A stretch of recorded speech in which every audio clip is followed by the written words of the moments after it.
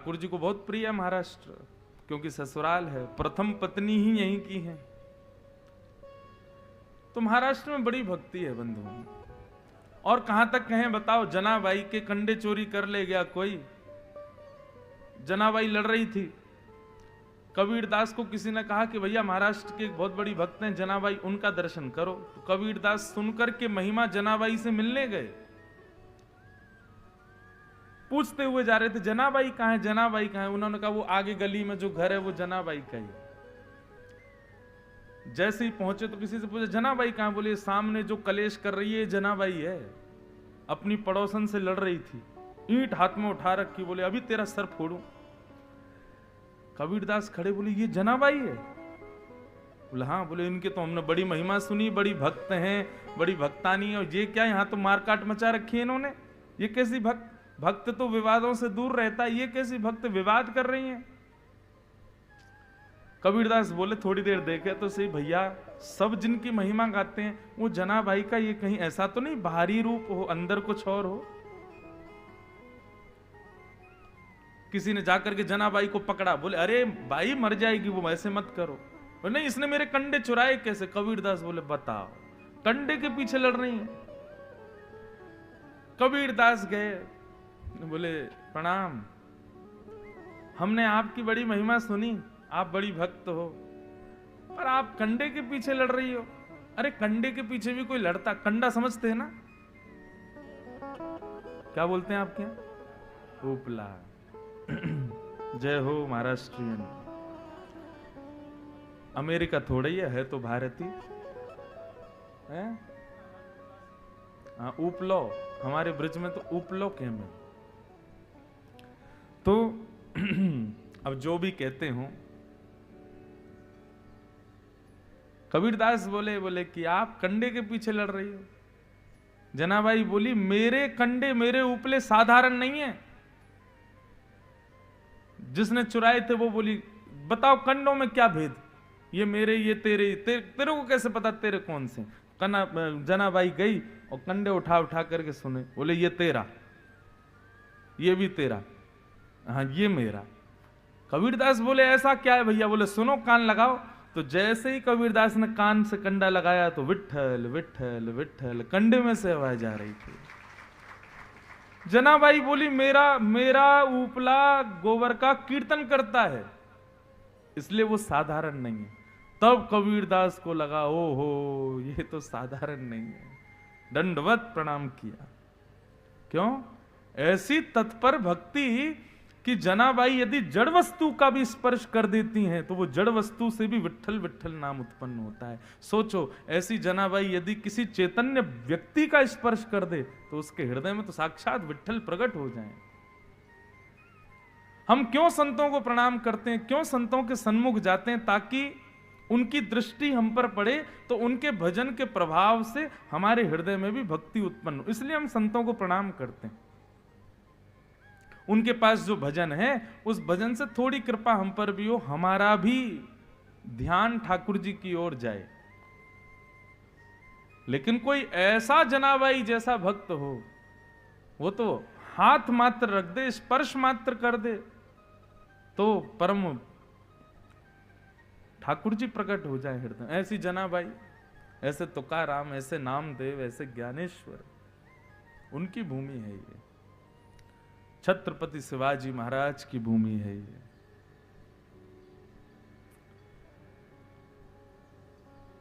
बहुत कुछ है महाराष्ट्र में।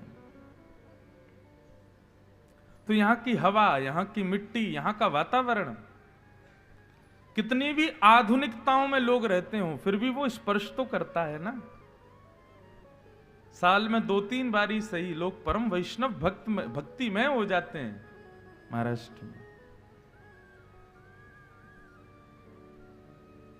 एक नाथ जी महाराज, वो भी महाराष्ट्र में ही हुए।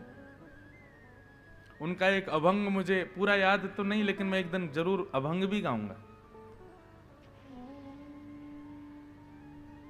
वो गाते हैं माझे माहेर पंढरी, मेरा मायका तो पंढरपुर है। एक नाथ जी गाते हैं। और कौन सा पंढरपुर? बोले जो चंद्रभागा के तट पर है। मेरे माता पिता रुक्मणी और विट्ठल हैं, मेरी बहन चंद्रभागा है। इस प्रकार से एक अभंग है एकनाथ जी का। बड़े सुंदर सुंदर भक्त हैं भैया महाराष्ट्र के, सबको स्पर्श करेंगे। तो ऐसी महाराष्ट्र की भूमि, जन्माद्यस्य यतोऽन्वयादितरतः। कल हमने भागवत में महात्म्य सुना, आज श्रीमद् भागवत के प्रथम स्कंद से प्रारंभ कर रहे हैं। श्रीमद् भागवत का प्रथम श्लोक, जन्माद्यस्य यतोऽन्वयादितरतः। इस पूरे श्लोक में संपूर्ण कृष्ण कथा है, संपूर्ण कृष्ण चरित्र एक ही श्लोक में विराजमान है।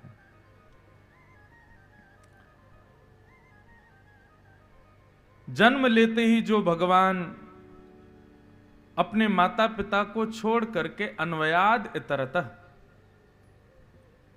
गोकुल चले गए। चार्थे स्वविज्ञ स्वराट, जो अविज्ञ हैं, अनविज्ञ नहीं है, भगवान सब जानते हैं। ठाकुर जी को सब पता है। तो इसको कैसे घटाएंगे कृष्ण लीला में कि गोपियां कहां माखन चुराती, कहां माखन छुपाती हैं, कितने ऊंचे छीके पर रखती हैं, कैसे कमरों में छुपा देती हैं, ठाकुर जी को सब पता है। चार थे स्वविज्ञ स्वराट। दूसरा, पूतना रूप बदल करके आई, सक्टासुर, अघासुर, बकासुर, कितने सारे राक्षस आए, ठाकुर जी ने सबको मार दिया। तेने ब्रह्म हृदय आदि कवये, आदि कवि ब्रह्मा को जिन्होंने अपने रूप से ज्ञान प्रदान किया। मुह्यन्ति यत् सूरयः, और गोवर्धन धारण करके सूर देवताओं के राजा इंद्र को भी मोहित कर लिया। तेजो वारी मृदाम यथा विनिमयो, पृथ्वी जल अग्नि वायु आकाश पंच तत्वों को जिन्होंने पवित्र किया। यत्र त्रिशैर्गुं मृषा, तीन स्थानों पर जिन्होंने लीला की। कहां कहां? ब्रज, द्वारिका और हस्तिनापुर। धाम्ना स्वेन सदा निरस्तकुहकं सत्यम परम धीमहि। अपना ब्रह्म ज्ञान, भागवत धर्म का ज्ञान उद्धव को प्रदान करते हुए जो अपने स्वधाम को प्रस्थान कर गए हैं, ऐसे परम सत्य श्री कृष्ण को हम प्रणाम करते हैं, उनको हम बारंबार वंदन करते हैं। बंधुओं, भागवत के प्रथम श्लोक के 1008 से भी अधिक अर्थ हैं। बड़े बड़े विद्वान अपनी वैयाकरणी स्थिति से इस श्लोक के अनेक अर्थ करते हैं। हमारे गुरुदेव ने इसका कृष्ण परक अर्थ सुनाया, तो वो मैं आपके सामने कह रहा हूं। संपूर्ण कृष्ण कथा एक ही श्लोक में है। ऐसे परम सत्य भगवान को हम बारंबार प्रणाम करते हैं। सत्यम परम धीमहि। भागवत के दूसरे श्लोक में विषय, अधिकारी, संबंध और प्रयोजन 4 बातें हैं। सबसे पहला, भागवत का विषय क्या है? तो धर्म प्रोजित कैतवोत्र परमो निर्मत्सराणाम सताम। भागवत का विषय है सुनने वाले के हृदय में परम धर्म का बीज बोना। धर्म और परम धर्म 2 चीजें होती हैं, 2 विषय हैं। धर्म का अभिप्राय जब व्यक्ति अपने देह की पवित्रता के लिए कोई कर्म करता है तो उसको धर्म कहते हैं, परंतु अपने आत्मचिंतन के लिए जब कोई कर्म करता है तो उसको परम धर्म कहते हैं। आप 5 स्टार होटल में जाते हो तो उसमें देह का सुख होता है कि आत्मा का सुख होता है? देह का। परंतु अभी आप इस कथा में बैठे हो, इस बैंक्वेट हॉल में बैठे हो, यहां देह का सुख है कि आत्मा का सुख है? आत्मा का। कैसे? आपको कैसे पता? क्योंकि देह का सुख जो होता है ना, उसमें कंफर्ट जोन देखा जाता है। देह को जहां कंफर्टेबल लगता हो हम वहां बैठेंगे, वैसे तो कंफर्ट जोन यहाँ पे भी कम नहीं है, एसी चल रहे हैं और ज्यादातर लोग कुर्सियों पर ही बैठे हैं, गिनती के लोग ही नीचे बैठे हैं बेचारे। चलो हो सकता है सबके घुटनों में दिक्कत हो, या फिर ऐसा भी कह सकते हैं कुर्सियां ही ज्यादा लगी हैं, नीचे बैठने की जगह भी कम है। लेकिन कंफर्ट जोन यहां पर भी कम नहीं है। लेकिन फिर भी एक चीज और है जिससे आपका कंफर्ट जोन नष्ट हो रहा है, वो ये कि आप 4 घंटे मौन बैठे हो, आप बोलोगे नहीं, आप दूसरे को सुन रहे हो। कल मैंने कहा था ना, गीता में भगवान कहते हैं संसार में 2 काम सबसे कठिन हैं अर्जुन। पहला काम बिना किसी की मदद के स्वयं अध्ययन करना, स्वयं पढ़ना, बिना किसी की सहायता लिए, थोड़ा कठिन होता है। और दूसरा कठिन काम बहुत देर तक शांत रह के किसी और को सुनना। तो जहां कहीं भी आप आत्मचिंतन करते हो और देह सुख का विचार नहीं करते, उसी स्थिति को कहते हैं परम धर्म। क्या कहते हैं? परम धर्म। श्रीमद् भागवत क्या करती है कि एक बार कथा सुनने वाले को बार बार परम धर्म करने की इच्छा प्रकट होती है। मतलब उसको फिर देह सुख मिले ऐसी इच्छा नहीं रहेगी, उसको बार बार लगेगा कि आत्म सुख ही मिले। कहने का अभिप्राय, बहुत ज्यादा कथा सुनने वाले लोग, बहुत ज्यादा कथा सत्संग प्रेमी लोग, उनको इससे मतलब नहीं कि दाल में नमक कम है, सही बात कह रहे हैं हम। उनको इससे मतलब नहीं कि सब्जी कैसी बनी है, उनको इससे मतलब नहीं कि रोटियां गर्म है कि ठंडी हैं। वो जैसी उनको जो प्राप्त हो जाएगा वो सब सेवन करेंगे, क्योंकि उनको देह सुख की ज्यादा इच्छा फिर रहती नहीं है। सुबह से मुंह फुलाए घूम रहे थे कोई, तो आपने जाके पूछा क्यों भैया इतने उदास क्यों हो? रात में एसी नहीं चला मेरा, रात भर सोया नहीं मैं। बोले पंखा तो चल रहा था। बोले पंखे में नींद कहां आती है? इसको क्या कहते हैं? देहाभिमान। क्या कहते हैं? देहाभिमान। परंतु जब व्यक्ति बहुत सत्संगी हो जाता है ना, तो वो देहाभिमान से शून्य होता चला जाता है। धीरे धीरे धीरे धीरे धीरे उसका जो देह का अभिमान है, जो कंफर्ट जोन्स हैं, जो उसकी व्यवस्थाएं हैं, वो बहुत कम व्यवस्थाओं में, सीमित स्थिति में भी प्रसन्न होने लग जाता है। ये सत्संग का प्रभाव होता है बंधुओं।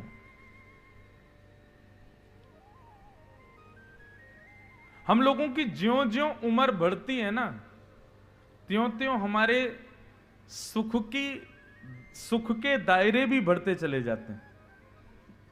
मैं कभी कभी अपनी कथा में कहा करता हूं, जितना छोटा बच्चा उतनी सस्ती खुशी, और जितना बड़ा बच्चा उतनी महंगी खुशी। 9 महीने के बालक को अगर रो रहा हो तो आप टॉफी भी नहीं, टॉफी का जो रैपर होता है ना, ऐसे चिर चिर चिर चिर करके उसके सामने धर दो, उसकी आवाज भर कर दो, वो उसी में ही शांत हो जाएगा। उसको चाहे कितनी भी गहरी चोट लगी हो, लेकिन 9 महीने का बालक है, उसके सामने आप झुनझुना ऐसे हिला के धर दो, उसी से ही खुश हो जाएगा। लेकिन वही बालक 19 साल का हो जाए और रोए, उसको झुनझुना दिखाओ, बेटा शांत हो जा, आप मेरी इंसल्ट कर रहे हो मम्मा, मैं 19 साल का हो गया, ये क्या झुनझुना दिखा रहे हो मुझे? अच्छा चल झुनझुना नहीं चाहिए, ले वो एक गाड़ी आती है ना, उसको पीछे करो, आगे भागती है, देख ला देख, नहीं होगा शांत। जितने बड़े हम होते चले जाते हैं, हमारी खुशियां उतनी महंगी होती चली जाती। लेकिन महंगी से महंगी खुशियों से भी अपने आप को प्रसन्न करने के बाद एक उम्र ऐसी आती है, उसके बाद पुनः फिर कम होता चला जाता है व्यक्ति, फिर उसकी खुशियां सस्ती होती चली जाती हैं। बड़े बुजुर्ग जितने ज्यादा हो जाते हैं, अब उनको तुम बच्चे कितने भी महंगे महंगे फोन दे दें, कितने भी महंगे कपड़े दे दें, कोट दे दें, जूते दे दें, घड़ी दे दें, उनको ज्यादा उसकी इच्छा नहीं रहती। बंधुओं देखो, एक बात मेरी सुनिएगा, वृद्ध जब हम हो जाते हैं तब हमको विषयों से इतनी प्रसन्नता क्यों नहीं होती? क्योंकि हम इतना उपभोग कर चुके हैं, हमें पता चल जाता है कि कुछ भी कर लो एक समय आकर के नीरस ही लगेगा। ये बात हम पहले ही क्यों नहीं समझ जाते? ये बात हम अपनी युवावस्था में ही क्यों नहीं समझ जाते? क्यों?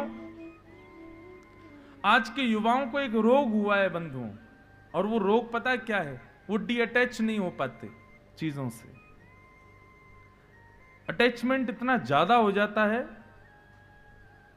चाहे व्यक्ति हो, चाहे वस्तु हो, चाहे अपनी मनपसंद चीजें हो, कि उससे फिर डीअटैच होना उसके लिए बहुत मुश्किल है, और वही फिर डिप्रेशन आदि का कारण बनता है। लेकिन जैसे ही उम्र बढ़ती है ना, बुजुर्गता की ओर हम जाने लगते हैं, तो देखो वो बहुत जल्दी डीअटैच हो जाते हैं। माता पिता जब हम छोटे थे तब ज्यादा गुस्सा करते थे, अब हम बड़े हो गए, वो थोड़े वृद्ध हो गए, अब वो इतना गुस्सा नहीं करते हमारे ऊपर। क्यों? अब वो समझ गए हैं। धीरे धीरे वृद्धावस्था जब आती रहती है तो व्यक्ति जो है वो डीअटैच होना शुरू कर देता है। सत्संग का प्रभाव ये होता है, कथा प्रवचन आदि इन सब का प्रभाव ये होता है कि व्यक्ति अपने बहुत कम आयु में समझने लग जाता है कि भाई संसार के किसी भी विषय भोग वस्तु से ज्यादा अटैचमेंट मत करो। जितना हो सके आत्म सुख के कारणों को जीवन में लाओ, देह सुख की चीजों से जितना हो सके दूर रहो। मैंने अपने जीवन की दूसरी कथा न्यूयॉर्क में की थी।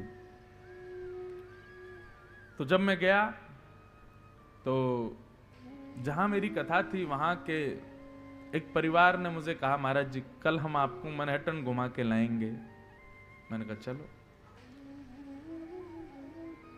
तो दूसरे दिन मैं उनके साथ घूमने गया, मैनहट्टन घुमा के लाए। महाराज जी वर्ल्ड ट्रेड सेंटर है, स्टैचू ऑफ लिबर्टी, सब जगह घुमा के लाए।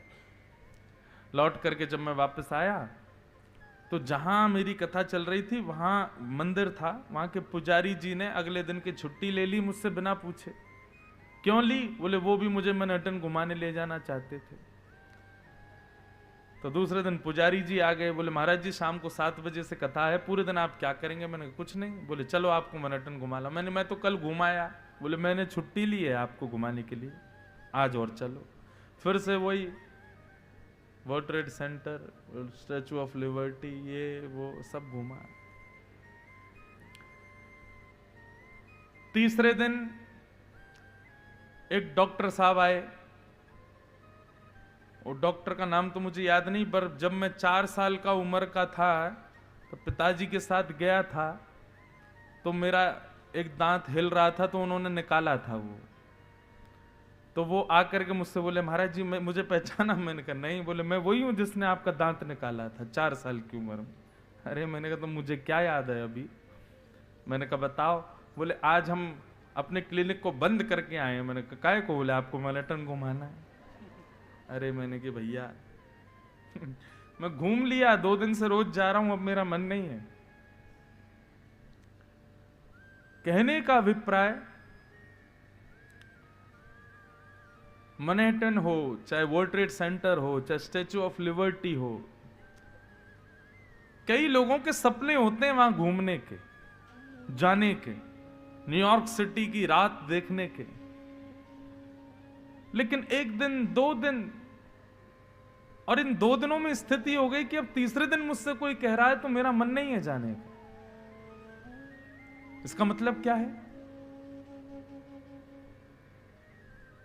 वस्तु संसार की कितनी भी श्रेष्ठ हो, उसका अति भोग जब आप करोगे तो उससे मिलने वाला सुख कम हो जाता है।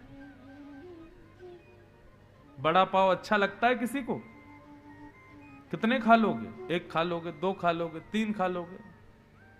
ज्यादा कोई खिलाने का प्रयास करेगा तो वही अगर कोई 4 बड़ा पाव खा ले और उसके सामने कोई और बड़ा पाव खा, तो वो कहे मुझे मत दिखाओ, मुझे अजीब सा लग रहा है अंदर से, मेरे सामने खाओगे तो मेरे को जो है वमन की इच्छा होगी। होता है ना ऐसा? जो भोग वस्तु आपको इतना सुख देती है, उसकी अति हो जाने पर उसी से आपको दुख मिलने लग जाता है। ये इस बात का प्रमाण है कि सांसारिक विषय भोग वस्तु जो हैं उनका एक सीमित दायरा है, वो उससे ज्यादा आपको सुख नहीं दे सकती। तो फिर ये बात हम पहले ही क्यों नहीं समझ जाते कि उसकी तरफ हम अग्रसर ही ना हो।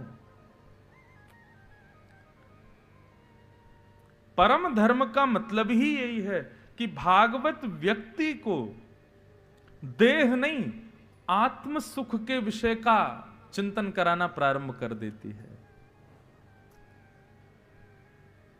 इस सभागृह में 2-4 लोग ऐसे भी बैठे हैं जो मेरी लगभग कथाओं में जब भी मुंबई आता हूं तो मुझे दिखते हैं,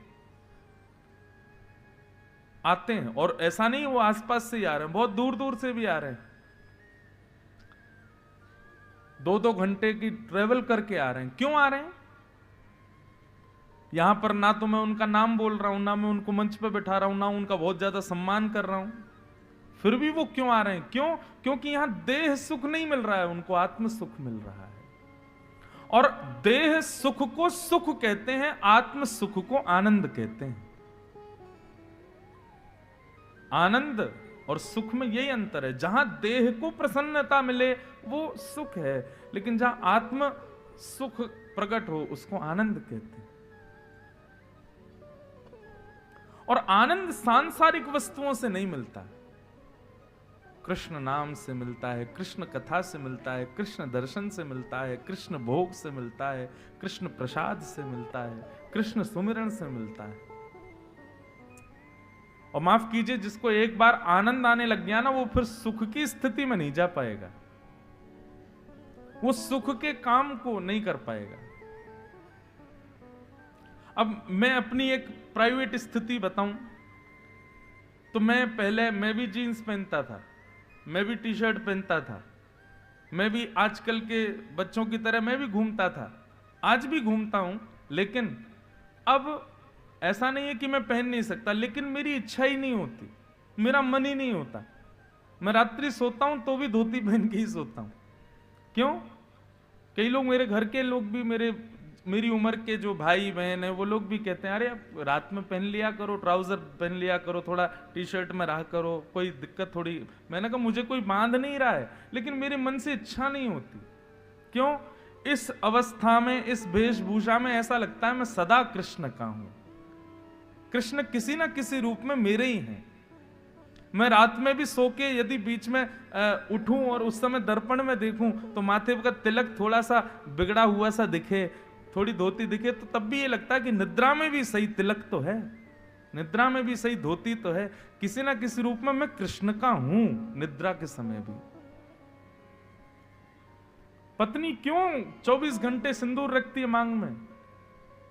ताकि जब भी उसको कोई देखे तो पहचान जाए कि भाई ये रिजर्व्ड है, इसका ब्याह हो चुका है। ऐसा मैंने कहा भैया यमराज कभी भी आ सकता है, रात में भी आ सकता है, दिन में भी आ सकता है, किसी भी समय उसका आगमन हो सकता है। तो कहीं मेरी वेशभूषा ही देख करके, मेरे माथे का तिलक ही देख करके, मेरी चोटी देख करके, मेरी स्थिति देख करके उसको पता चल जाएगा ही इज रिजर्व्ड, ये कृष्ण का हो चुका है। मैंने कहा यमराज पे इतना समय थोड़ी कि वो पूरा बायोडाटा देखे कि कितनी कथाएं कर ली, कितना भजन किया, कितना नाम जप लिया। ठीक है वो सब देखते तो हैं, पर फिर भी उसको कहीं ना कहीं से एक इंप्रेशन में ही पता चले ना कि हाँ ये ठाकुर जी का है, इसलिए धोती, इसलिए चोटी, इसलिए तिलक, इसलिए कंठी माला। इसको कहते हैं परम धर्म। ये धर्म नहीं है। परम धर्म में देह सुख की स्थिति नहीं है, आत्म सुख, आनंद। और वो आनंद मिलता है ठाकुर जी से संबंधी वस्तुओं में।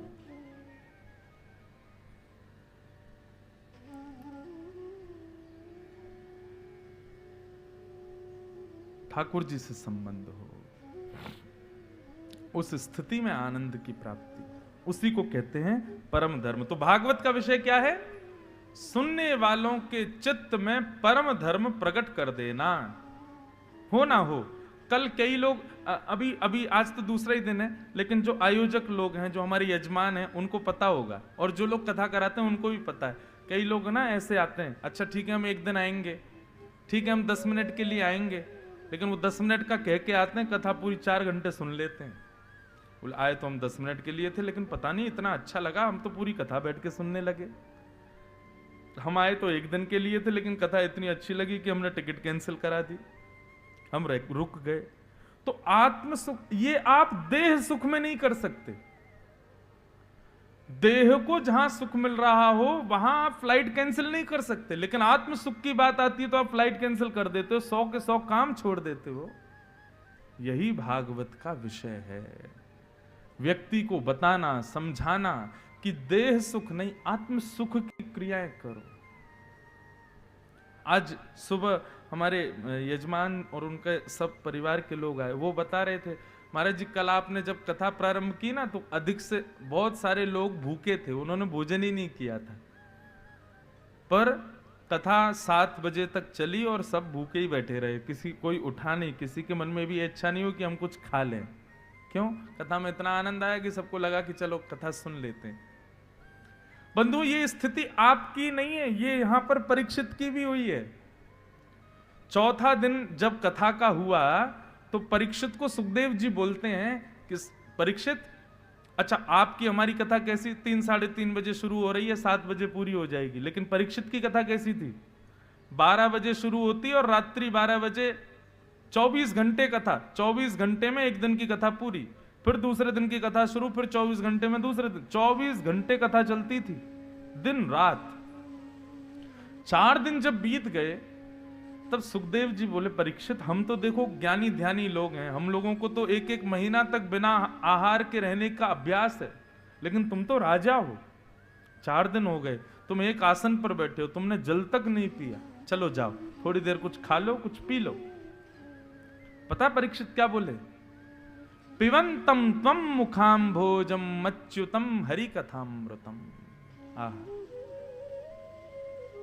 परीक्षित कहते हैं, भगवान आप ऐसी मुझे कथा सुना रहे हैं कि इस कथा के आगे यदि रोटी सब्जी जल पीने की इच्छा होए तो समझो कि हमने कथा सुनी ही नहीं। वास्तव में इस वक्त मेरा आहार आपकी वाणी है, आप बोल रहे हैं उसी से मेरा पेट भर रहा है, आप बोल रहे हैं उसी से मेरी प्यास बुझ रही है, आप बोलना बंद कर देंगे तो शायद निश्चित मेरे प्राण निकल जाएंगे, इसलिए ये सामान्य रोटी सब्जी जल आदि पाने के लिए मुझे प्रेरित मत कीजिए, आप बस कथा सुनाते रहो, क्योंकि अब कथा ही मेरा आहार है। ये परीक्षित की स्थिति थी चौथे दिन में। वो कहते हैं कि मुझे नहीं लगती भूख, नहीं लगती प्यास, बस आप कथा सुनाओ, इसमें जो सुख है वो सांसारिक में नहीं है। स्थिति तो बहुत अच्छी हो जाती है कथा सुनने के बाद, सम हो जाओगे आप, कौन क्या बोल रहा है इससे मतलब नहीं होगा, जीवन में क्या उतार चढ़ाव चल रहे हैं इनसे फर्क नहीं पड़ेगा, भूख लगी प्यास लगी, देह को जो चाहिए वो नहीं मिलेगा तो भी कोई फर्क नहीं पड़ेगा, अच्छा ही है। और यही भागवत का विषय है, परम धर्म। फिर आप देह के लिए नहीं जियोगे, फिर आप आत्मा के लिए जियोगे कि भाई इसको परमात्मा से मिलवाना है, मेरे पास दिन कम है, समय जल्दी बीत जाएगा, आखिर यह तन खाक मिलेगा, कहां फिरत मगरूरी में। महंगे महंगे परफ्यूम लगा रहे हैं, बहुत सुंदर अपना मेकअप कर रहे हैं, चटकदार कपड़े पहन रहे हैं, महंगे महंगे हार पहन रहे हैं, लाखों की घड़ियां पहन रहे हैं, क्या कर लोगे इन सब से? मिलना तो एक दिन। 3 ही हमारी गति हैं, कृमि विट और भस्म। यदि पृथ्वी में गाड़ दिया तो कीड़े मकोड़े खा जाएंगे, जंगल में फेंक दिया तो जीव जंतु खा करके विष्ठा बना करके निकाल देंगे, और जला दिया तो राख। इसके अलावा चौथी कोई गति हो तो मुझे बताओ, नहीं है। ये 3 ही हमारी स्थिति। तो क्यों ना भैया जितने दिन रहे उतने दिन राम जी को खूब याद करो, ठाकुर जी को खूब स्मरण करो, खूब भजन करो, खूब ठाकुर जी के हो जाओ। सबके होके देख लिया, पिता माता भाई बंधु मित्र सखा सबके हो लिए, अब ठाकुर जी के हो जाओ, अब ठाकुर जी के हो लो।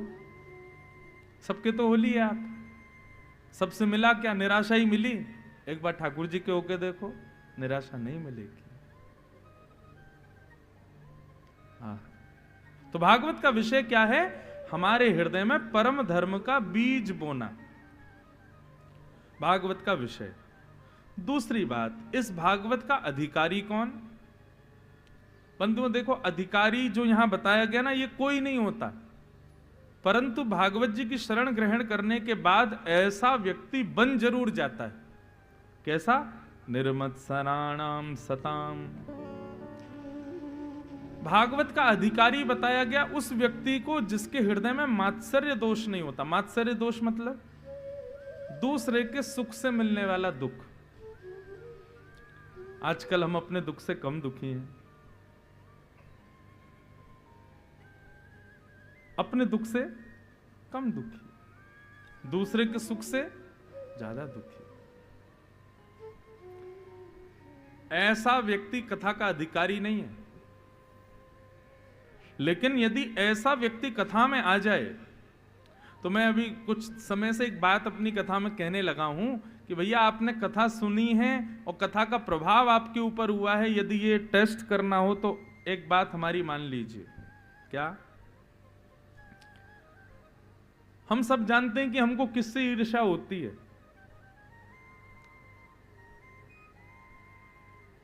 जिससे भी ईर्ष्या होती है, 7 दिन बाद कथा सुनने के पश्चात उस व्यक्ति को देखिएगा।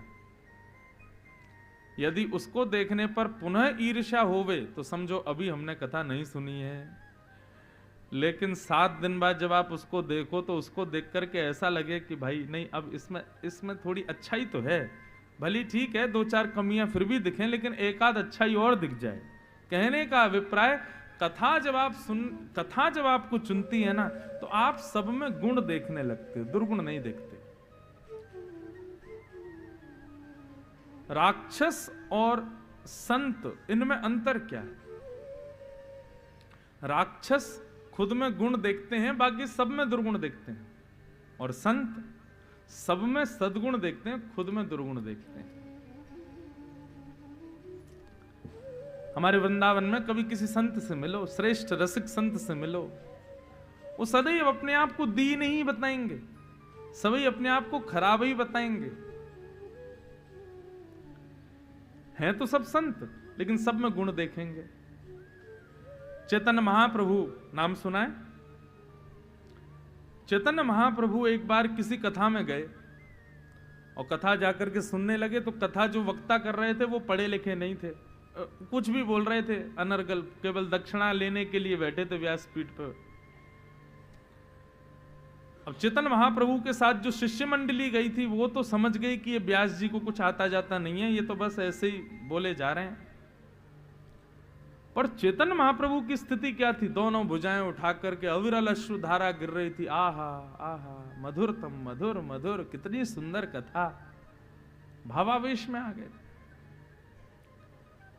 जब कथा के बाद शिष्यों ने चैतन्य महाप्रभु से पूछा, भगवान क्षमा करें दृष्टता, परंतु हम जिसकी कथा में गए थे वो इतनी बढ़िया कथा तो कर नहीं रहा था, ना वो ज्ञानी था, उसकी कथा में श्लोक भी गलत थे, केवल समय निकाल रहा था 4 घंटे, और आप उसकी कथा में भावावेश में चले गए। आप उसकी कथा में ऐसा प्रिटेंड कर रहे थे मानो जैसे कितनी अच्छी कथा कर रहा था। आपके नेत्रों से अविरल अश्रुधारा निकल रहे थे, ऐसा क्यों? चैतन्य महाप्रभु कहते हैं, तुम लोग उसकी परीक्षा लेने गए थे कि कथा सुनने गए थे? बोले भगवान सुनने तो कथा ही गए थे, लेकिन वो सुनाई ऐसी रहे थे। बोले नहीं, वो कुछ भी बोल रहे थे, लेकिन मुख से कृष्ण तो बोल रहे थे ना, मुख से राम तो बोल रहे थे ना, मुख से माधव तो बोल रहे थे ना, केशव तो बोल रहे थे ना, और क्या चाहिए तुमको? और उस दिन चैतन्य महाप्रभु बोले, तृणादपि सुनीचेन, अपने आप को तृण के समान मानो, और सामने बैठा हुआ कोई भी व्यक्ति हो उसको सदैव गुणवान, एक पर्वत के समान मानो, ये बहुत गुणवान है, मुझसे ज्यादा गुण इनके अंदर हैं, सदैव ऐसे रहो। बंधुओं देखो, हम किसी को अपने से श्रेष्ठ मान लें ऐसा तो हो नहीं सकता, बहुत फैक्ट बात है। आप अपने से श्रेष्ठ किसी को नहीं मान सकते, पर उसमें एकाध गुण ढूंढने की प्रवृत्ति तो अपनी बना सकते हो ना, कि इसमें भी कोई ना कोई गुण तो है। कथा उसी दिन से असर करने लग जाएगी जिस दिन आपकी चित्त वृत्ति इस प्रकार की हो जाए कि आप अत्यंत उपेक्षित अयोग्य व्यक्ति में भी गुण खोज लो कि इसमें यह गुण है। समझो कथा ने स्वीकार किया, समझो वैष्णवता आ रही है। लेकिन हमारी स्थिति क्या, अत्यंत गुणवान व्यक्ति में भी हम लोग दोष ही ढूंढते हैं। इसमें दोष क्या है? सब में गुण देखो, सब में योग्यताएं देखो, सब में श्रेष्ठताएं खोजो। क्या है? एक वो बड़ी प्रसिद्ध कथा है। एक बार एक संत गंगा में स्नान कर रहे थे। स्नान करके बाहर आए तो एक नास्तिक व्यक्ति, संतों का उपहास करने वाला व्यक्ति वहां से गुजर रहा था। वो जहां भी संत महात्माओं को देखता, जटाधारी, सोटाधारी, पीले वस्त्र पहने संतों को देखता तो उनकी हंसी उड़ाता था। तो आज उसने क्या किया, जैसे संत गंगा स्नान करके आए तो जल पी करके उनके ऊपर उगल दिया। दोबारा चले गए, दोबारा स्नान किया, दोबारा बाहर आए तो उसने फिर उगल दिया, फिर चले गए, फिर स्नान करके आए, तीसरी बार फिर उगल दिया। जितनी बार उसने जल उनके ऊपर फेंका मुंह से, उतनी बार वो स्नान करने गए। थोड़ी बहुत देर करने के बाद उसको बहुत बुरा लगा, बोले कि मैंने गलती कर रहा हूं, बताओ मैं इनके ऊपर इतना उगल रहा हूं, ये फिर भी बार बार जाके गंगा स्नान कर रहे हैं, क्रोध नहीं कर रहे।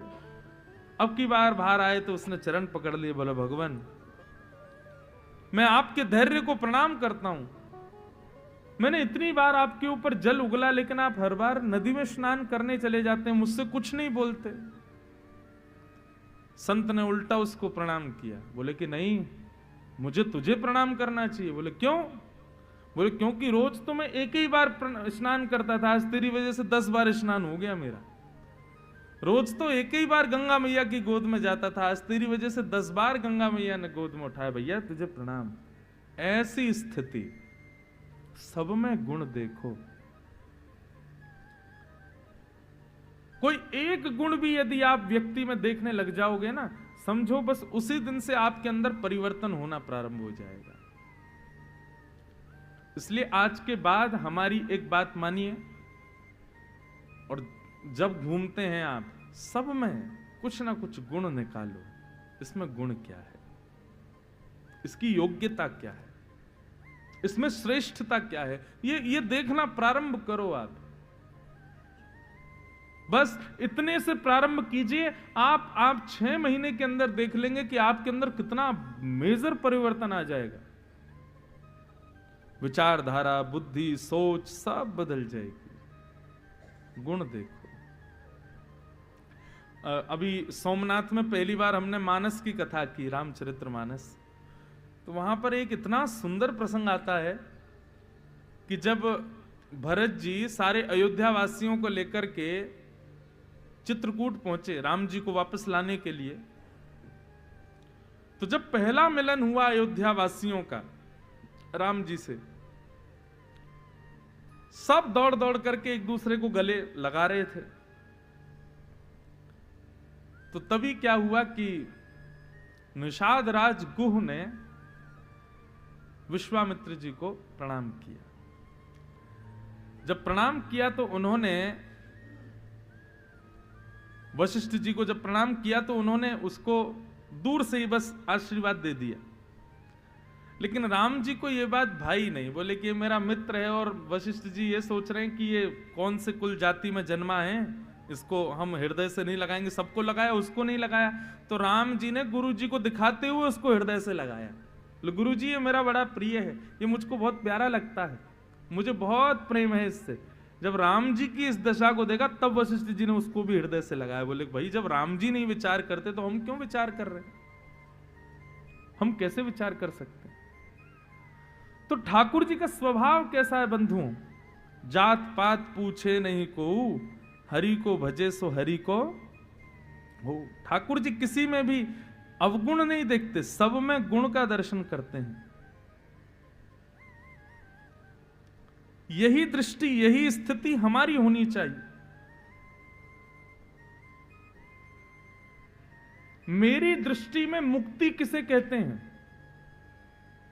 आपकी दृष्टि में मृत्यु के बाद मुक्ति मिलती होगी, लेकिन मेरी दृष्टि में जीते जी आप अपनी जाति से मुक्त हो जाओ, जीते जी अपने बंधनों से मुक्त हो जाओ, जीते जी अपने व्यवहारों से मुक्त हो जाओ, जीते जी सांसारिक उपभोगों से मुक्त हो जाओ, ये वास्तविक मुक्ति है।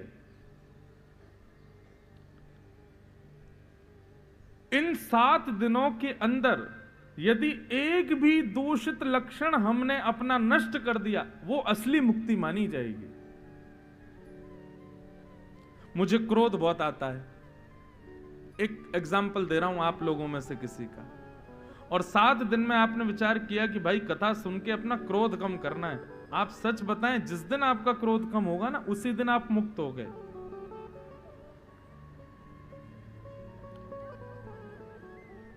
जिस दिन आप अपने विषय भोग स्थिति से मुक्त होते हैं, मुक्ति असली वो है। मृत्यु से बाद में होना वो मुक्ति श्रेष्ठ नहीं, जीते जी मुक्त होना है। सब में गुण देखो।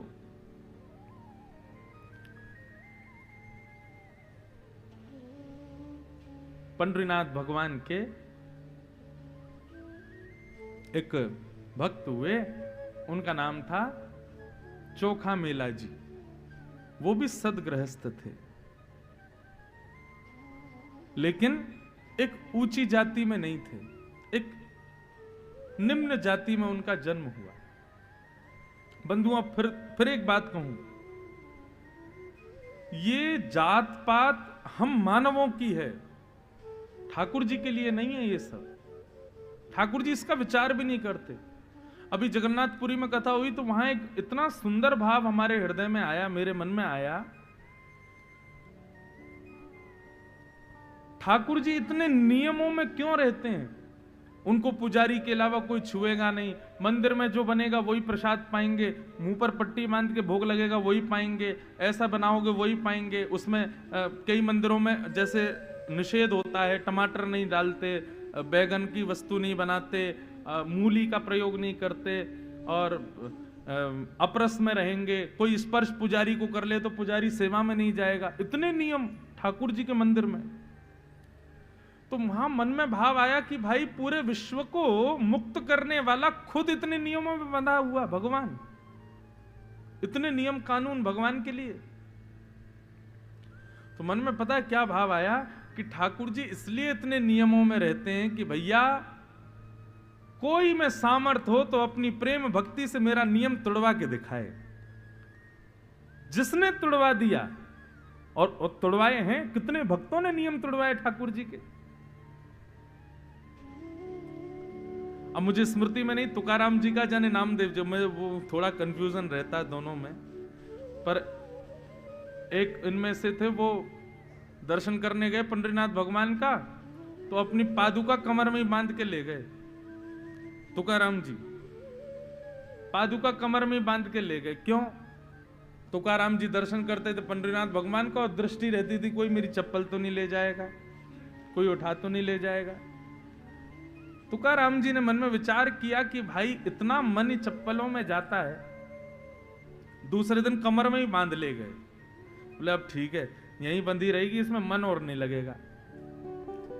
विट्ठल भगवान को देखने लगे तो किसी ने देख लिया कि ये चप्पल बांध के लाए हैं, तो शिकायत कर दी। तो पुजारियों ने थोड़ी उनकी शिकायत कर दी, निकाल दिया मंदिर से बाहर। वो चप्पल लेके आए हो भीतर मंदिर में। बाहर जाकर के तुकाराम जी रोने लगे, बोले नाथ मुझे आपका नियम नहीं तोड़ना था, आपका मंदिर अपवित्र नहीं करना था, मुझे तो अपने मन पर भरोसा नहीं। वो बार बार चप्पल का स्मरण करता था, इसलिए कमर में बांध के आ गया था भीतर। लेकिन कोई बात नहीं नाथ, अपराध हुआ है तो आज आपके दर्शन से मैं वंचित हूं। दूर बैठ करके जय जय राम कृष्ण हरि, जय जय राम कृष्ण हरि कीर्तन करने लगे। तो पंडरीनाथ भगवान के सामने लाखों भक्त खड़े थे, लेकिन पंडरीनाथ भगवान ने पूरे मंदिर को उस तरफ मोड़ दिया जहां तुकाराम जी बैठे थे। नियम तोड़ दिया। हमारे राधा रमण जी पहले शालिग्राम शिला के रूप में थे, लेकिन गोपाल भट्ट गोस्वामी के लिए त्रिभंग लली ठाकुर जी बन के खड़े हो गए। नियम तोड़ दिया। कितने नियम तोड़े हैं ठाकुर जी ने अपने भक्तों के लिए। तो मुझे ऐसा लगता है ठाकुर जी नियम कानूनों में इसलिए रहते हैं कि किसी में सामर्थ्य हो तो अपनी प्रेम लक्षणा भक्ति से तोड़वा के दिखाओ। यदि तुमने तोड़ दिया तो मान जाएंगे। इस पे कोई अतिशयुक्ति मत कर बैठना आप लोग। नियम तोड़वाने का मतलब बताऊं? आपके ठाकुर जी यूं ही बैठे रहते हैं 24 घंटा, लड्डू गोपाल। उनसे कहो ठाकुर जी इतनी भक्ति करो, इतना प्रेम लड़ाओ लाल जी से कि कहो देना वो सुबह सुबह जब आप ठाकुर जी को उठाओ तो ठाकुर जी दोनों हाथ ऐसे कमर पर धरे मिल जाएं, तब समझो नियम टूटा। ठाकुर जी ने अपना नियम तोड़ दिया। किसी दिन आप थाली रखो और जब थाली उठाने जाओ तो देखा भोग प्रसाद सारा चट्ट हो गया, सब पा गए ठाकुर जी, पूरी थाली चाट गए, समझो नियम तोड़ दिया। कितने नियम तोड़े भक्तों के लिए। तो पंडरीनाथ भगवान के एक भक्त हुए, उनका नाम चोखा मेला जी। सदगृहस्थ थे परंतु निम्न जाति में थे। एक दिन ठाकुर जी के लिए केले का प्रसाद लेकर के गए और पुजारी जी को कहने लगे, बोले पंडरीनाथ भगवान को, विट्ठल भगवान को भोग लगा दो। पुजारियों ने कहा तुम सोच भी कैसे सकते हो, तुम्हारे हाथ की छुबी वस्तु हम ठाकुर जी को देंगे? आ गए चले मुंह उठा करके केला लेके, लो भोग लगा दो, चलो जाओ वापस यहां से, और तुम दूर से ही दिखा दो, तुम्हारी इतनी सामर्थ्य है, तुम दूर से दिखा दो बस और चले जाओ। चोखा मेला जी को बड़ा बुरा लगा, रोने लगे, एकांत में बैठ करके ठाकुर जी से कहने लगे मेरी गलती क्या है इसमें? आप ब्राह्मण कुल में भेजते मुझे, इसमें मेरी क्या गलती कि मैं कैसे माता पिता के घर में जन्मा हूं? इसमें मेरी क्या गलती कि ये जात पात का पूरा कार्यक्रम आपने बना रखा है? इसमें मेरा क्या दोष है? मेरा तो भाव शुद्ध है ना, मेरा तो मन पवित्र है ना। ठाकुर जी ये सब दोष आपके हैं, मेरे नहीं हैं।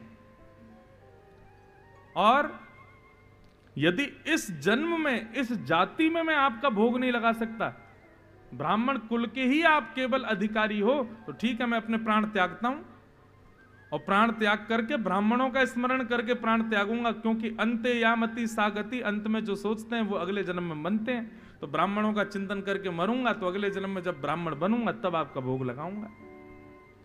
भले बने बैठे हो जगन्नाथ, नाम बदल लीजिए आप अपना। आप जगन्नाथ नहीं हो, आप ब्राह्मण नाथ हो, आप ऊंची पदवी वालों के नाथ हो, आप पैसे वालों के नाथ हो। ऐसे करके ठाकुर जी को छेड़ने लगे, रोने लगे और अन्न जल त्याग करके बैठ गए। बोले अब तो बस प्राण त्यागने। क्यों? क्योंकि इस देह से तो ठाकुर जी सेवा स्वीकार नहीं करेंगे ना।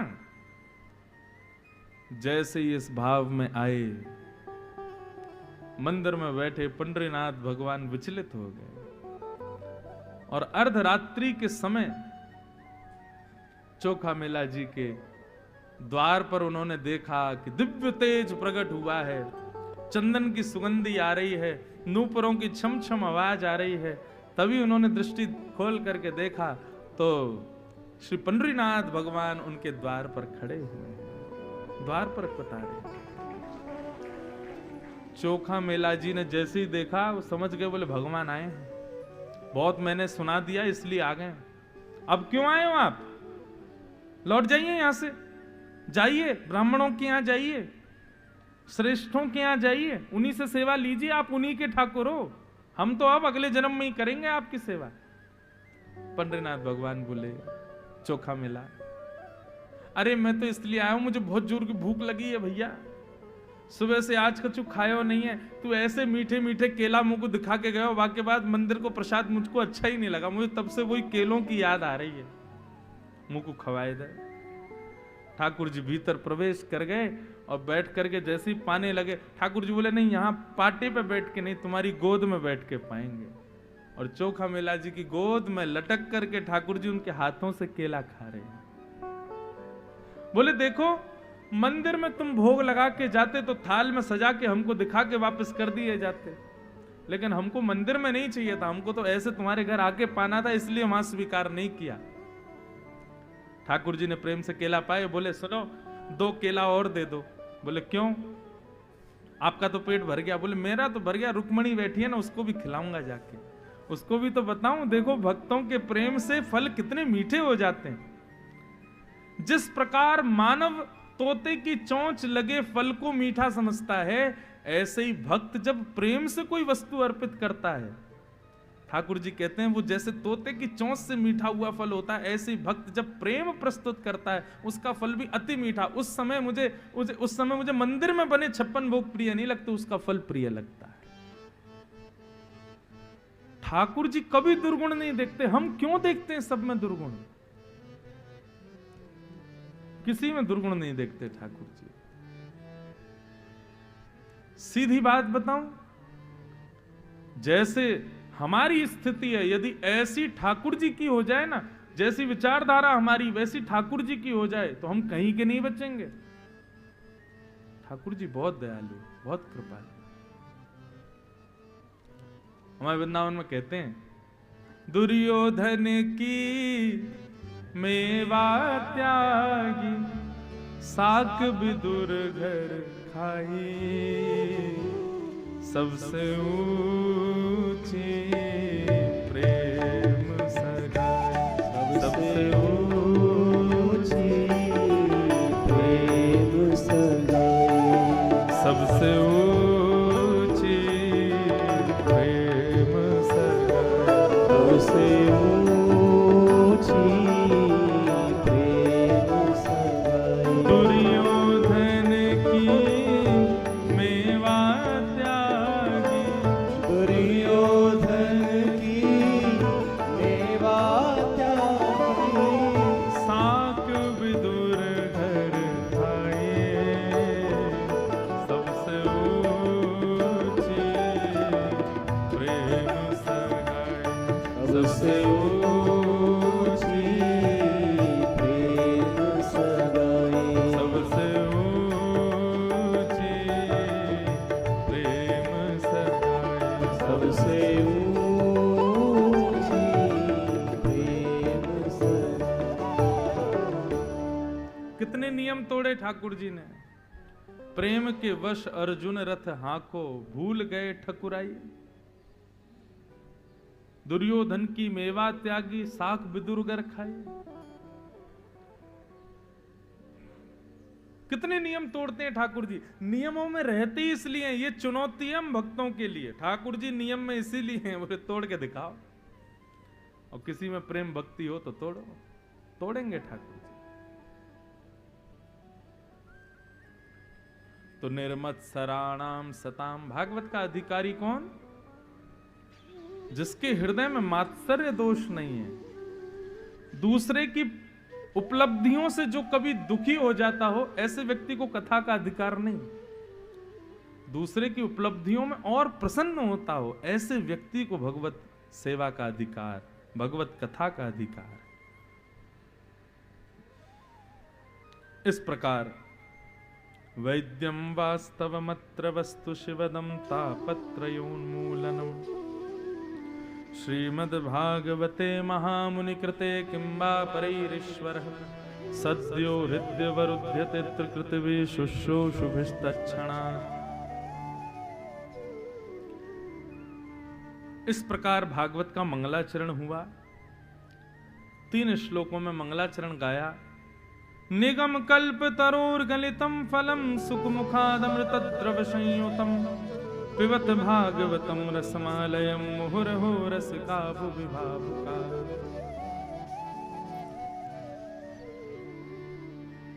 तत्पश्चात सौनकादि ऋषियों ने 6 प्रश्न किए, और इन्हीं 6 प्रश्नों में अब सूत जी भागवत की कथा सुनाते हैं।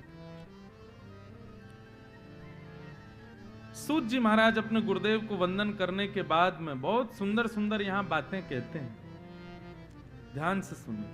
भागवत की धारा बंधुओं, सूत जी सौनकादि ऋषियों को सुना रहे हैं, सुखदेव जी परीक्षित को सुना रहे हैं, और मैत्रेय मुनि विदुर जी को सुना रहे हैं। इस प्रकार 3 धाराएं चलेंगी अब आगामी 6 दिनों तक।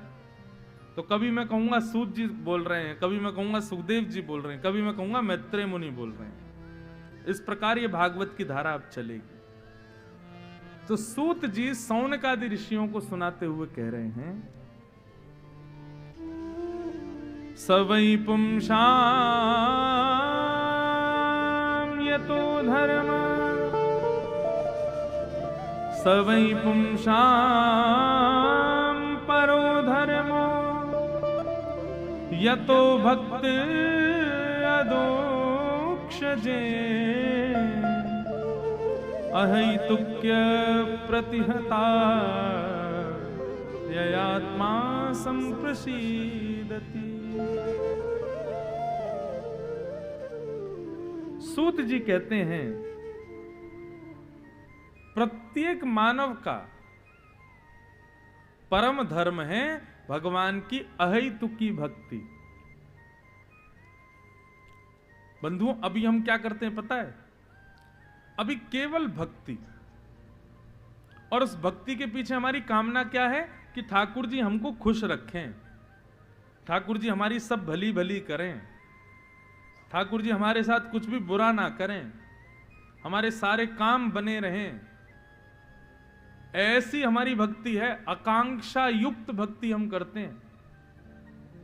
एक प्रकार से वही ठाकुर जी एटीएम मशीन है, कृपा रूपी भक्ति रूपी, उसमें कार्ड लगा करके हम चाहते हैं कि ठाकुर जी उसके बाद हमको सुख ही सुख दें, भला ही भला करें बस हमारा। ऐसी भक्ति हमारी।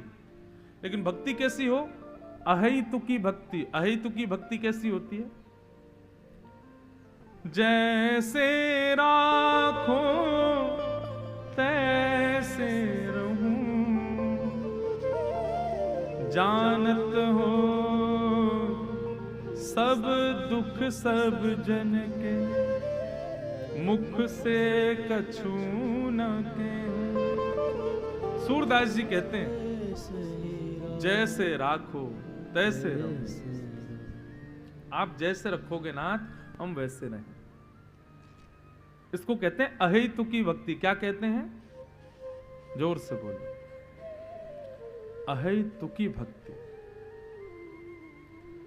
ठाकुर जी जो प्रस्तुत कर दें उसको प्रसाद मान करके स्वीकार करें। जैसी स्थिति बन जाए उसको स्वीकार करें, जो परिस्थिति हो उसको स्वीकार करें। भगवत कृपा प्रसाद है ये जीवन मेरा, ऐसा मानकर के जो जिए उसको कहते हैं अहैतुकी भक्ति।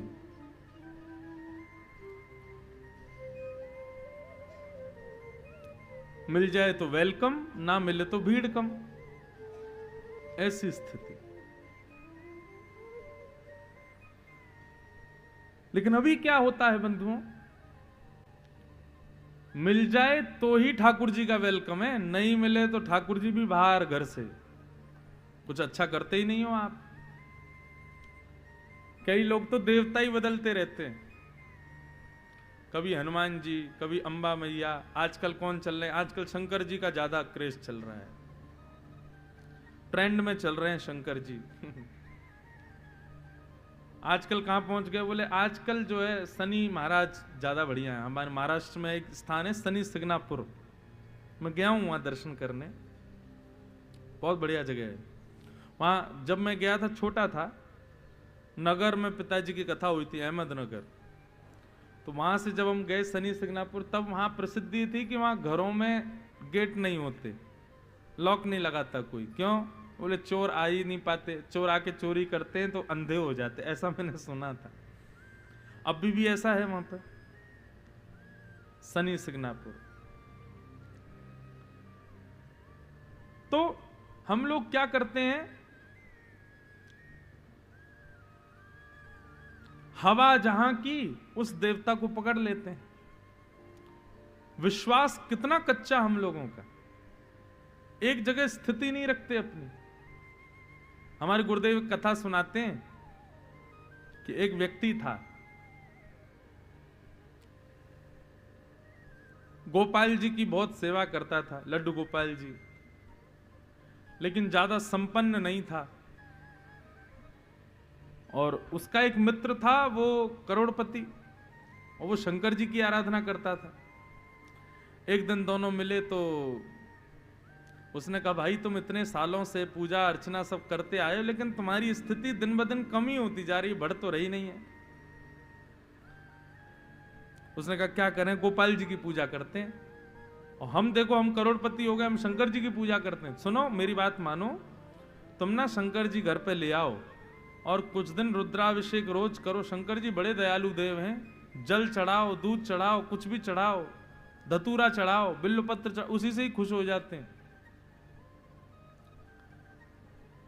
तो उसने वही किया, शंकर जी ले आया और घर में शंकर जी की सेवा करनी जैसी प्रारंभ की तो जो गोपाल जी थे उनको उठा करके अलमारी में धर दिया। बोले अब तुम यहीं विराजो, इतने दिन में तो कोई कृपा करी नहीं आपने, यहीं बैठे रहो। अब तो शंकर जी पूजे जाएंगे। शंकर जी की जैसी पूजा करने लगा तो अभिषेक आदि करने के बाद में उसने धूप बत्ती वगैरह जलाई और बढ़िया प्रेम से अभिषेक करने लगा तो धूप बत्ती का सहज ही धुआं जो था वो उठ करके वहां जाने लगा जहां अलमारी में गोपाल जी बैठे थे। तो उसके मन में पता है क्या बात आई? बोले अच्छा, अभी आज तक तो इन्होंने मुझ पर कृपा करी नहीं, अब ये दूसरा देवता आ गया ना तो चिढ़ के देखो उसकी धूप बत्ती की सुगंधी भी खुद ही लिए जा रहे हैं, अपने पास ही ले रहे हैं, अपने पास खींच रहे हैं। अभिषेक करने के बाद बोलो अभी बताता हूं। उठ करके गया और अलमारी खोल के बोला, बोले आज तक तो मुझ पर कोई कृपा करी नहीं, अब शंकर जी की आराधना भी नहीं करने दे रहे हो, उनकी धूप बत्ती, आज धूप बत्ती के धुआं को ले रहे हो, उनकी सुगंधी ले रहे हो, कल भोग भी खा जाओगे उनका, अब उनको भी कृपा नहीं करने दोगे, रुको मैं तुमको बाहर छोड़ के आऊंगा घर से। जैसे ही गोपाल जी पकड़े सोई गोपाल जी प्रकट हो गए। प्रकट होकर के उससे कहे अरे भाई ऐसा क्यों करता है? उसने कहा आज तक आप प्रकट नहीं हुए और आज शंकर जी की आराधना हुई आप प्रकट हो गए। भगवान आपकी चतुराई समझ गया मैं, आप जैसा ईर्ष्यालु कोई नहीं है। बताओ दूसरे देवता की पूजा से इतनी ईर्ष्या की प्रकट हो गए, मैंने इतने आपके भोग लगाए, इतने आपकी आराधना करी, कभी प्रकट नहीं हुए। गोपाल जी बोले देख आज तक तू आराधना पूजा सेवा सब करता था, परंतु आज जब धुआं मेरी तरफ आया तो तेरे मन में ऐसी भावना आई कि मैं धुआं सूंघ रहा हूं, मतलब मैं मूर्ति नहीं हूं, मैं चैतन्य हूं। तेरे मन में ये विचारधारा आई कि भाई ये साधारण मूर्ति नहीं है, इनके अंदर भी इच्छा है अपनी पूजा करवाने की। आज तूने मुझे मूर्तिमान मान करके मेरे को अपने पूजा से नहीं हटाया, तूने साक्षात चैतन्य मान करके मुझे हटाया, इसलिए मैं प्रकट हो गया। अभी तक तू मुझे मूर्ति मानता था, लेकिन आज तेरी स्थिति ऐसी बनी तूने मुझे चैतन्य माना। तो विश्वास हमारा बहुत जल्दी डगमगा जाता है, थोड़े थोड़े देर में ही हम लोग देवता बदल देते हैं, ऐसा नहीं। सबई पुंसाम परो धर्मो यतो भक्तिर अदोक्षजे। सभी पुरुषों का परम धर्म क्या है? अदोक्षज भगवान की अहैतुकी भक्ति। अहैतुकी, अहैतुकी का मतलब सुख दो चाहे दुख दो फिर भी ठाकुर जी को कभी त्यागे ना, और कैसी भी परिस्थिति स्थिति हो जाए भक्ति कभी डगमगाए ना, इसको कहते हैं अहेतुकी भक्ति।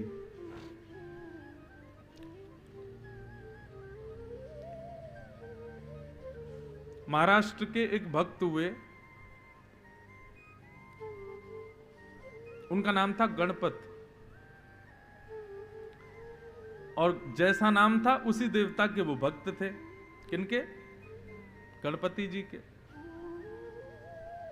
उनका नाम था गणपत भट्ट। उड़ीसा में उनके कुछ रिश्तेदार रहते थे। एक बार उड़ीसा गए, उड़ीसा जैसे गए तो उड़ीसा के वो लोग उनको लेके जगन्नाथपुरी चले गए। जगन्नाथपुरी जैसे ही गए तो जगन्नाथपुरी जाकर के सबने कहा चलो भाई श्री मंदिर में तुमको दर्शन करके लाएं जगन्नाथ भगवान का। उन्होंने पूछा कौन है जगन्नाथ भगवान? बोले जगन्नाथ भगवान साक्षात श्री कृष्ण का स्वरूप है, श्री कृष्ण का ही जगन्नाथ भेष है।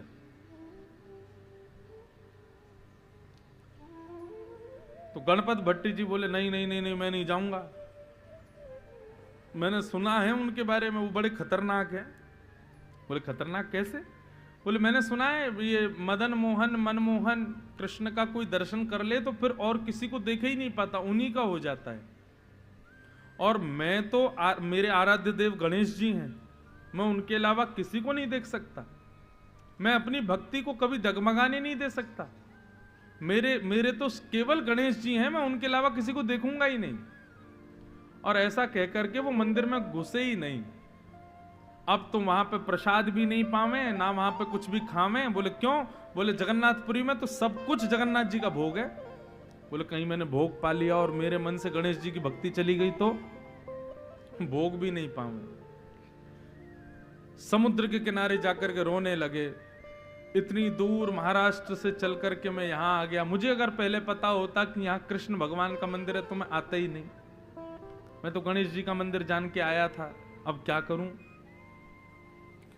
तो मंदिर में बैठे हुए जगन्नाथ भगवान इतने रीझ गए उनके इस भाव से, न जाने कौन से गुण पर दयानिधि रीझ जाते, न जाने कौन सा गुण उनको भा जाए। गणपति भट्ट के इस भाव से रीझ गए कि भैया देखो ये गणेश जी का कितना बड़ा भक्त है कि उनके आगे मेरे को देखना इसको मंजूर नहीं। इतने में ही ठाकुर जी एक छोटे से बालक का रूप बना करके समुद्र किनारे पहुंच गए और जाकर के गणपति भट्ट से बोले, भैया आप कुछ खा लीजिए, थोड़ा कुछ पानी पी लीजिए। अरे मुझसे मत बोलना, यहाँ ये जगन्नाथपुरी है, पुरुषोत्तम क्षेत्र में सब भगवान जगन्नाथ का ही प्रसाद होता है और मैंने कहीं पा लिया और मेरी कहीं निष्ठा नष्ट हो गई गणेश जी के प्रति, तो अब तो भैया मैं प्रतीक्षा कर रहा हूं कब जाऊं यहां से वापस महाराष्ट्र, अपने गणेश जी की पूजा करूंगा तब कुछ पाऊंगा। तो छोटा सा बालक बोला, बालक थोड़ी था जगन्नाथ जी थे, बोले अरे भैया तुमको किसी ने बहका दिया है, ये जगन्नाथ भगवान जो हैं ये गणेश जी हैं, ये गणेश जी का ही मंदिर है। बोले गणेश जी हैं? बोले हाँ। अच्छा उनके बड़े बड़े कान हैं? बोले और नहीं तो कान हैं। उनका बड़ा पेट है? बोले बहुत बड़ा पेट है। उनकी सूंड है? बोले बहुत प्यारी सूंड है श्री जगन्नाथ जी की, चलो तुमको दर्शन करावें। इतने में ही महाराज गया, लेकिन उसने कहा तुम कहीं मुझे झूठ बोल रहे हो तो?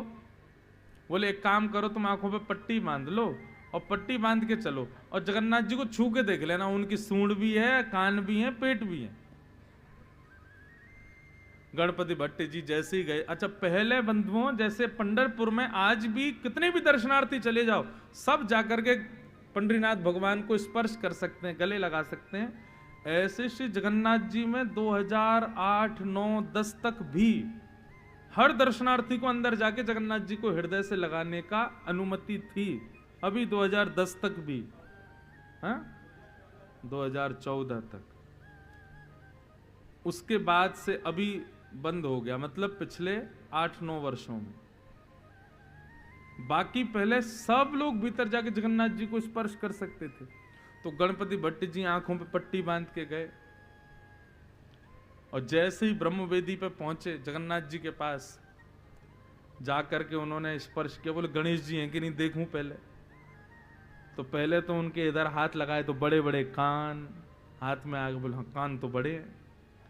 उसके बाद नीचे उधर पकड़ा तो जे बड़ा पेट, लंबोदर, बोले हाँ पेट भी बड़ा है।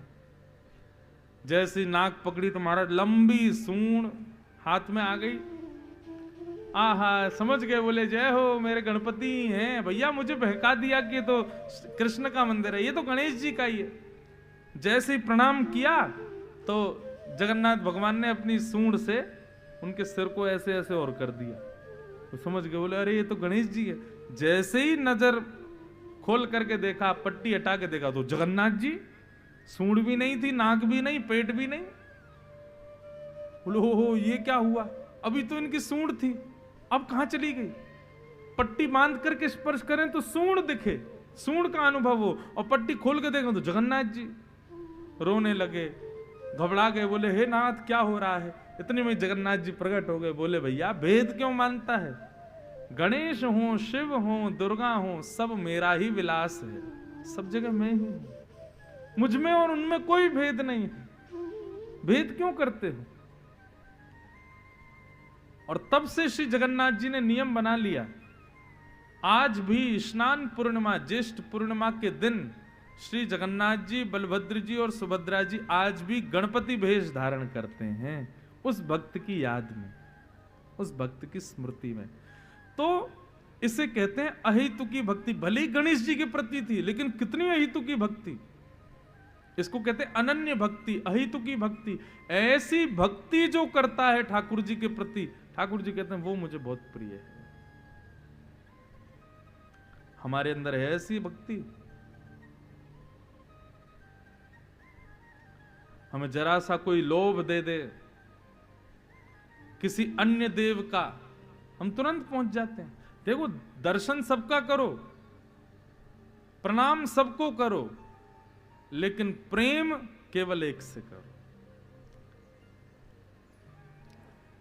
दर्शन सबका करो, कोई मना नहीं है, सब मंदिरों में जाओ, सबको प्रणाम करो, लेकिन निष्ठा, प्रेम और समर्पण केवल एक के प्रति, किसी एक के प्रति।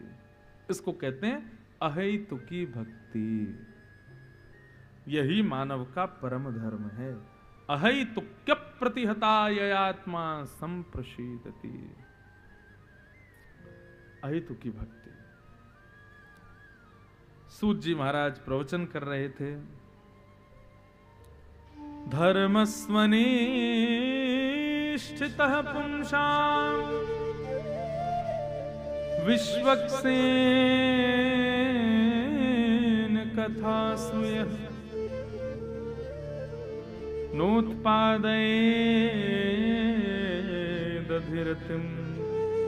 श्रम एव हि केवलम्। धर्मस्वनिष्ठितः पुंसां विश्वक्सेन कथासु यः नोत्पादयेदधिरतिं श्रम एव हि केवलम्। बहुत अच्छी बात है, बहुत ध्यान से सुनिएगा। सूत जी महाराज कहते हैं हमारी भक्ति, हमारा अनुष्ठान, हमारे द्वारा की गई भगवत सेवा, उससे ठाकुर जी प्रसन्न हैं कि नहीं, ये कैसे जाने? ये कैसे पता चले कि ठाकुर जी हमारी भक्ति से प्रसन्न हैं? आपने बद्रीनाथ की यात्रा की, रामेश्वरम की यात्रा की, पंडरीनाथ भगवान का दर्शन किया, सिद्धिविनायक भगवान को दूर्बा चढ़ाई, नासिक के त्र्यंबकेश्वर में जाके विल्लपत्र चढ़ाया, इन सब से ठाकुर जी राजी हैं, ये आपको कैसे पता चले? क्योंकि सेवा करने वाले लाखों भक्त जाते हैं, लेकिन आपसे ठाकुर जी प्रसन्न है, ये कैसे पता चले? तब यहां पर सूत जी कहते हैं नोत्पादय दधिरतिम श्रम एव हि केवलम धर्मस्वनिष्ठितः पुंसां विश्वक्सेन कथासु यः।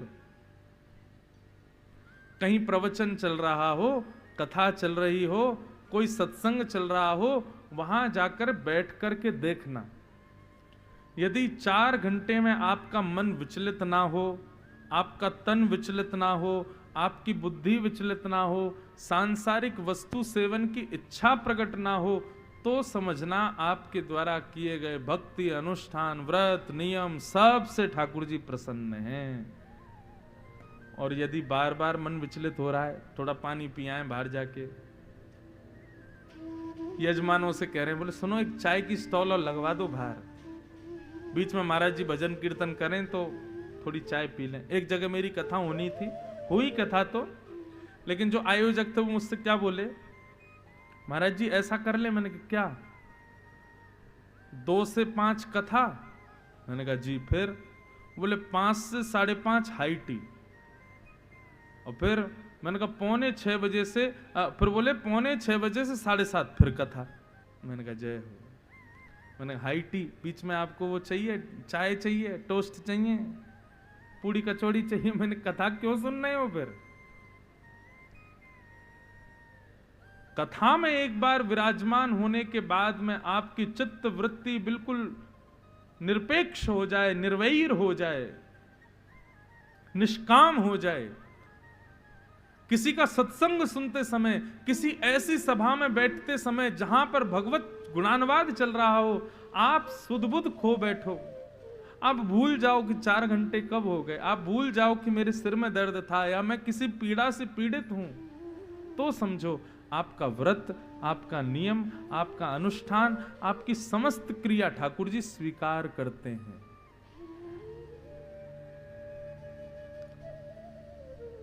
भगवत कथा में, सत्संग में मन भजनों से नहीं लगता, कीर्तनों से नहीं लगता, संगीत से नहीं लगता, चुटकुलों से नहीं लगता, उदाहरणों से नहीं लगता। ठाकुर जी की इच्छा होती है तब लगता है।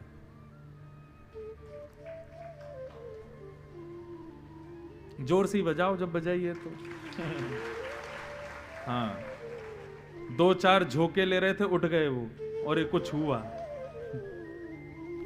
और आश्चर्य तो ये, उठ करके वो भी ताली बजा रहे। हाँ, बहुत बढ़िया, सही कह रहे हैं मानक जी।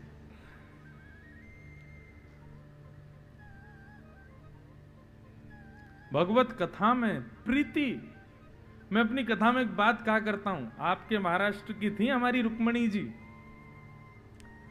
भगवान ने ऐसा कौन सा गुण देखा जिस गुण पर रीच करके ठाकुर जी ने उनको अपनी प्रथम पत्नी बनाया। बहुत सुंदर बात है। रुक्मणी जी ने 7 श्लोकों में पत्र लिखा, और पहले श्लोक की पहली बात रुक्मणी जी कहती हैं, श्रुत्वा गुणान भुवन सुंदर शृण्वताम ते निर्विश्य कर्ण विवरे हरतोंगतापम। रुक्मणी जी कहती हैं, मैंने आपको कभी देखा नहीं है नाथ, मैंने केवल आपको सुना है। मैंने आपकी कथाओं में आपके गुणानुवाद सुने हैं, संतों से आपकी चर्चा सुनी है, और जब से आपके बारे में सुना है, आपका रूप कैसा, रंग कैसा, वैभव कैसा, ऐश्वर्य कैसा, संपत्ति कैसी, मुझे इससे कोई मतलब नहीं। बस संत आपकी प्रशंसा गा गा करके सुनाते हैं, तब से आपसे मुझे प्रेम हो गया है। आप कृपा करके मुझे पत्नी रूप में स्वीकार करो। जब ब्राह्मण पत्र लेकर के गए ना, तो भगवान ने पत्र ब्राह्मण को दिया, बोले पढ़ के सुनाओ क्या लिखा है। बोले कि एक कौंडन्यपुर के राजा हैं, विदर्भ देश के भीष्मक, उनकी बेटी ने पत्र भेजा। बोले पढ़ के सुनाओ। जब पहला श्लोक बोला ब्राह्मण ने, श्रुत्वा गुणान भुवन सुंदर शृण्वताम ते निर्विश्य कर्ण विवरै हरतोंगतापम, भगवान बोले बस बंद करो। ठाकुर जी पूरा तो पढ़ने दो। अरे बेचारी ने बहुत मेहनत से लिखा, पूरा तो सुन लीजिए। बोले नहीं बंद करो। बोले अब? बोले बैठो रथ में चलते हैं, इसी से ब्याह करेंगे। बोले अरे इतनी जल्दी? अभी तो प्रभु एक श्लोक भी पूरा नहीं बोला मैंने। बोले मुझे बाकी अब कुछ नहीं जानना, बस मुझे इसी बात से प्रशंसा है कि जिससे मुझे विवाह करना उसको मेरी कथा प्रिय लगती है, उसको मेरा सत्संग प्रिय है, उसको संतों का संग प्रिय है, उसे ऐसा समाज प्रिय है जहां कीर्तन होता है, जहां भक्ति भाव होती। बस अब उसका रूप कैसा, उसके गुण कैसे, इससे मुझे कोई मतलब नहीं, बस उसको कथा प्रिय है, इसलिए मुझे वो प्रिय है। और ठाकुर जी ने रुक्मणी जी से विवाह किया।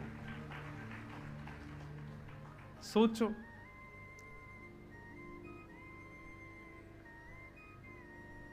अच्छा, भगवान के अति प्रिय 3 लोगों को लीजिए, और तीनों का विशिष्ट गुण क्या है यह विचार कीजिए। पहला अभी हमने सुना, कौन, किसका नाम सुना अभी? रुक्मणी, भगवान की पत्नी। दूसरा लीजिए, कौन? हनुमान जी। प्रभु चरित्र सुन वे को रसिया, राम लखन सीता मन बसिया। हनुमान जी अति प्रिय हैं श्री राम जी को, लेकिन हनुमान जी को क्या प्रिय है? राम जी यदि दर्शन दे रहे हैं बगल वाले सभागृह में, और इस सभागृह में यदि कथा हो रही है, तो हनुमान जी वहां नहीं बैठे होंगे, हनुमान जी कथा में ही बैठे होंगे। राम जी कहते हैं बगल वाले सभागृह में हम साक्षात बैठे, वहीं आ जाओ। बोले नहीं प्रभु, आपका दर्शन करते हैं ना तो आप केवल दो पुतलियों को ही दिखाई देते हो, आंखों को, लेकिन आपकी कथा ऐसी कि आंख तो बंद हो जाती है, पर रोम रोम को आप दिखाई देते हो। इसलिए नाथ आपके दर्शन से भी ज्यादा आनंद आपकी कथा में आता है। इसलिए हनुमान जी ठाकुर जी को प्रिय है।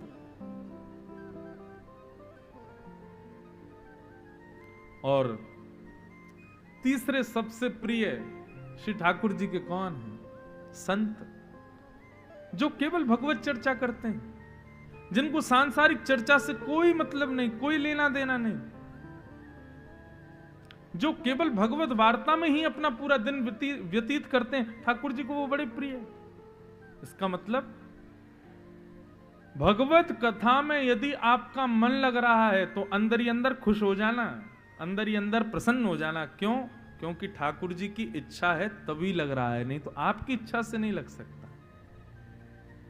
आपकी इच्छा से आप भगवत कथा में प्रीति नहीं बढ़ा सकते।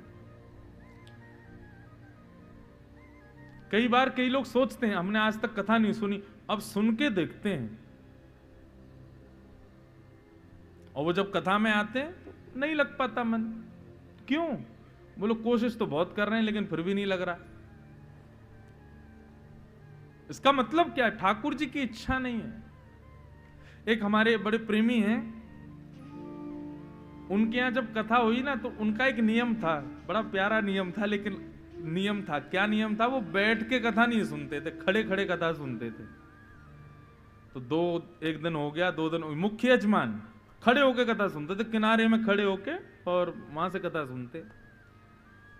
1 दिन 2 दिन 3 दिन बाद मैंने उनसे पूछा, मैंने कहा आप बैठते क्यों नहीं हो? बोले महाराज जी मैं बैठूंगा तो मुझे नींद आ जाएगी, इसलिए मैं खड़ा खड़ा कथा सुनता हूं ताकि नींद नहीं आवे। और अब उनकी स्थिति हो गई, अब वो आते हैं मेरी कथाओं में, अब वो बैठ के कथा सुनते हैं लेकिन उनको नींद नहीं आती। ठाकुर जी ने उनका वो नियम तोड़वा दिया। उनको बैठते ही जो नींद आती थी अब नहीं आती, अब वो खूब बैठ के कथा सुनते हैं, 4-4 घंटे उनको नींद ही नहीं आती। क्यों? क्योंकि ठाकुर जी उनसे प्रसन्न हो गए, इसलिए भगवत कथा में, भगवत सेवा में उनका मन लगने लगा। आपकी इच्छा स्वेच्छा से ये संभव नहीं है, ठाकुर जी की कृपा से ही ये संभव है।